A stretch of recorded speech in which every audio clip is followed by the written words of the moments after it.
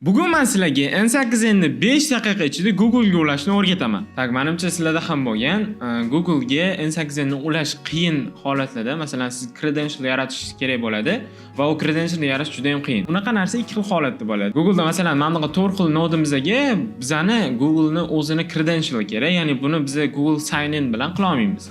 Lekin mana bu 3 xiliga esa Google sign in bilan qilsa bo'ladi.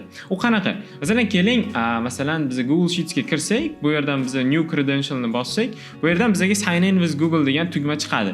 Biz o'shani bosib turib, birdan o'zimizning akkauntimizni tanlab, Google ga sign in qilsak bo'ladi. Bu bizdan hech qanaqa credential so'ramaydi. Ya'ni hech qanaqa registratsiyani o'zini so'ramaydi. Lekin shunaqa nodlar borki, mana bu 4 xili. Agar biz bunga kirsak, masalan, va create new credential ni bossak, bizga hech qanaqa ko'k tugma sign in degan chiqmaydi. Va shuning uchun bu yerga sign in qilish ozgincha muammoli bo'lishi mumkin. Uni qanaqa qilib qilishni hozir men sizga ko'rsataman. Birinchi navbatda biz nima qilamiz? Mana bu Open Docs ni bosamiz va bu bizani o'zini Google ni qanaqa qilib registratsiya qiladigan page ga olib o'tadi. Keyin esa biz bu yerda o'qib ko'rishimiz mumkin. Agar sizga kerak bo'ladigan bo'lsa, mana bu masalan Google ni qanaqa nodlari bor va bizga eng kerakli bo'ladigan narsa mana bu ustidan bosamiz. Bu esa bizani linkga olib o'tadi. Mana Google Cloud Console deganini ustidan bossak, bu bizani Google Cloud Console'ni o'ziga olib o'tadi. Xo'p, keyin nima qilamiz? Bu yerda bizani projektlarimiz turadi. Sizda umuman projekt yo'q bo'lishi mumkin. Agar sizda projekt yo'q bo'lsa, siz new project tugmasini bosib, bu yerda yangi projekt yaratib olishingiz kerak. Keling, buni men test N8N deb nomlayman va create tugmasini bosaman.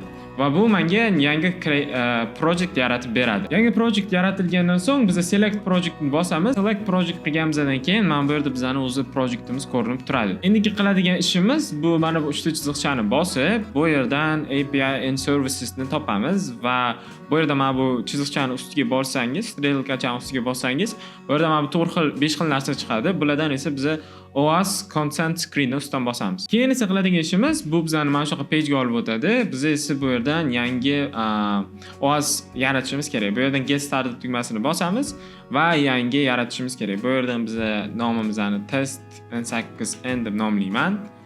Support email, o'zingizning support emailingizni qo'yasiz, next tugmasi va bu yerdan siz internal tanlamaysiz va har doim external bo'ladi. Va next tugmasini bosasiz. Bu yerdan o'zingizning emailingizni yana kiritib qo'ysangiz bo'ladi. Va yana next tugmasini bosib, bu yerdan galочка qilib continue ni bosasiz va create tugmasini bosasiz. Keyingi qiladigan ishimiz bu create OAuth client. Uni ustidan bossak, bu bizani yana yangi bitta page ga olib o'tadi va bu yerdan biz o'zimizni client ID'imizni yaratamiz. Xo'p, bu yerdan biz web application ni tanlaymiz.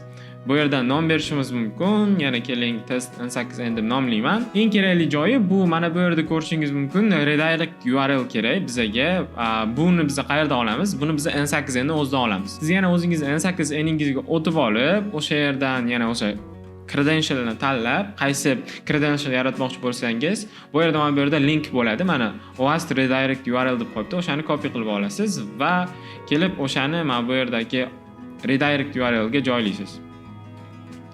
Joylagandan so'ng create tugmasini bosasiz. Xo'p, bu bizga client ID yaratib berdi. Biz OK tugmasini bosamiz va bu bizani o'zimizni ID'imizni, client ID'imizni ko'rsatadi. Mana bu bizga yaratib berdi bizani web applicationimizni. Endi qiladigan ishimiz biz audience qismiga o'tib olib, bu yerdan biz test user qo'shishimiz kerak. Test userni ustiga bosib, o'zingizning Gmailingizni bu yerga qo'shib qo'yishingiz kerak. Qo'shganingizdan so'ng mana bu yerda test user o'z ko'rinib turadi.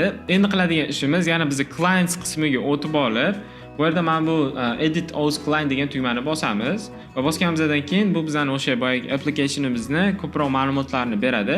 Endi qiladigan ishimiz bu bizani client ID kerak. Bu yerdan biz o'shani copy qilib olamiz va uni client ID qismiga joylaymiz. Keyin qiladigan ishimiz bu bizani client secretimiz. Uni ham copy qilib olib, client secret degan joyga database qilamiz.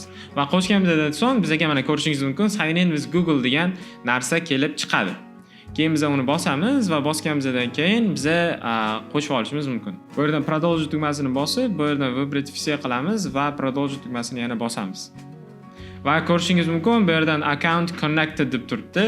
Endi qiladigan ishimiz yana bitta ish qoldi va bu oxirgisi.